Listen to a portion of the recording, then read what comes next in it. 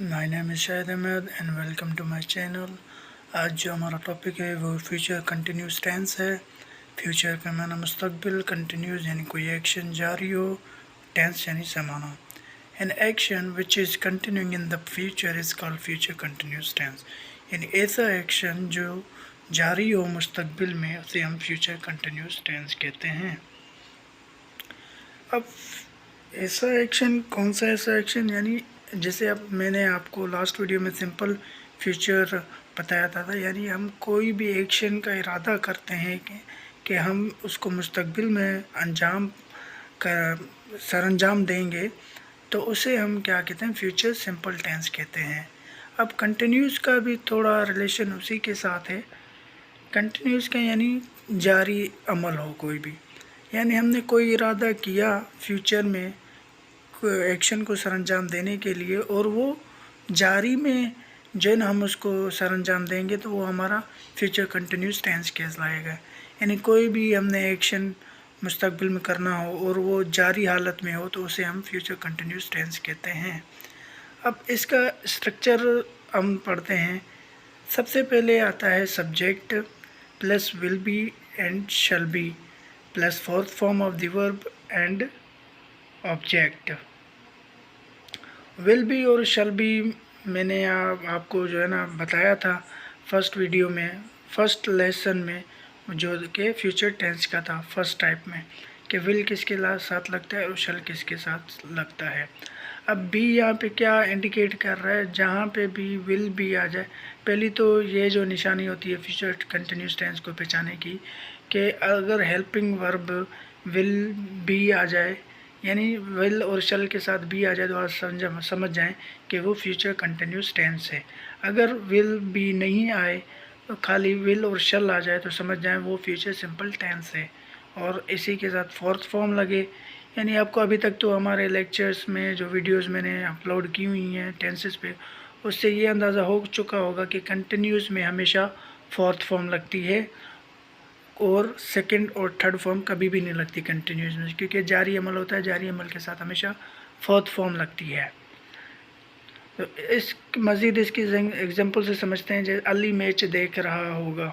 अब अली कौन सा एक्शन कर रहा है, मैच देखने का, यानी उसने अभी किया नहीं है एक्शन, उसने इरादा किया है कि वो माजी में मैच देखेगा और वो कंटिन्यू ही देखेगा, उस मैच को कंटिन्यू देखेगा। अब वो कंटिन्यू वाला मैच का देखना क्या होगा, हमारा फ्यूचर कंटिन्यूस टेंस कहलाएगा। Ali will be watching the match. अब ये इसने मैच देखा नहीं है, यानी इरादा किया है फ्यूचर में करने का, और वो कौन सा फ्यूचर में करने का इरादा किया, यानी कंटिन्यूसली वो उस मैच को फ्यूचर में देखेगा। जैसे फॉर एग्जांपल पाकिस्तान और इंडिया का कल मैच है। अब अली कह रहा है कि मैं कल इंडिया और पाकिस्तान का मैच देख रहा हूँगा।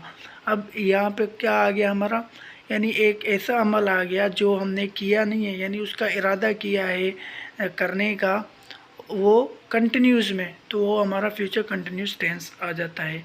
और एक चीज़ और भी गौर करें इस सेंटेंस में, जहाँ पे रहा होगा, रहे होंगे या रही होगी या रही रहूँगा आ जाए तो वहाँ आप समझ जाएं कि ये फ्यूचर कंटिन्यूस टेंस है। जैसे मैं मैच देख रहा हूँगा, वो खेल रहे होंगे, वो किताब पढ़ रहा होगा, ऐसे किस्म के जितने भी रहा होगा आ जाए या रहे होंगे या आ जाए, यानी सब्जेक्ट मुताबिक प्रोनाउंसिएशन आ जाए तो समझ जाएं कि वो फ्यूचर कंटिन्यूस टेंस है।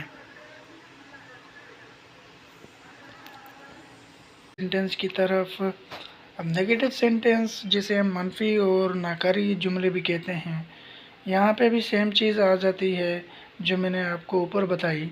वो अपने घर नहीं जा रहे होंगे।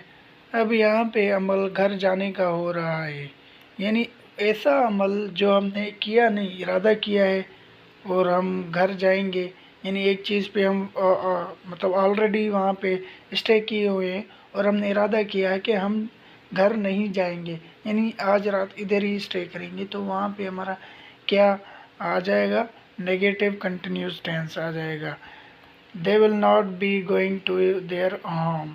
अब यहाँ पे अक्सर स्टूडेंट्स जो है गलती करते हैं कि बी के बाद नोट लगा देते हैं, कभी भी नहीं, विल के बाद डायरेक्ट नोट लगाना है, उसके बाद बी लगाना है। ये हमारा ग्रामेटिकली जो है ना हमारा करेक्ट सेंटेंस हो जाता है। अब जैसे बच्चे अपना काम नहीं कर रहे होंगे, अब कर रहे होंगे आ रहा है, तो ये हमारा क्या हो जाएगा, कंटिन्यूस टेंस हो जाएगा। Children will not be doing their work, ये सारे हमारे नेगेटिव सेंटेंस हो जाते हैं, यानी फ्यूचर कंटिन्यूस टेंस के। अब हम बढ़ते हैं अपने इंट्रोगेटिव सेंटेंस की तरफ।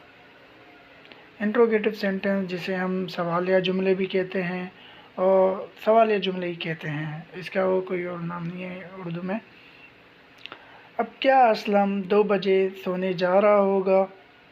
अब यहाँ पे सवाल पूछ रहा है, यानी उसको पता नहीं है, उसने इरादा नहीं किया सोने का, यानी वो इरादा करेगा कि वो 2 बजे सोने जा रहा होगा, तो वो हमारा क्या होगा, will Aslam be going to sleep at 2 o'clock। अब क्या वो कल अपना कमरा साफ़ कर रही होगी? अब यहाँ पे साफ़ करने का अमल आ रहा है, यानी उसने इरादा नहीं किया। सेम चीज़ मैं आपको बताऊँगा, यानी कल वो अपना कमरा साफ़ करेगी, तो क्या हो जाएगा, will she be cleaning her room tomorrow. It is all about future continuous tense.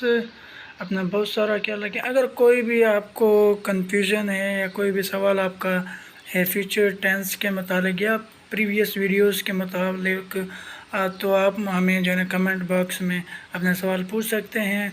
और अगर आप चाहते हैं कि आप जो सीखना चाहते हैं कोई भी ग्रामर के हवाले से, हम वो चीज़ें स्टेप बाय स्टेप आपको सिखाएंगे।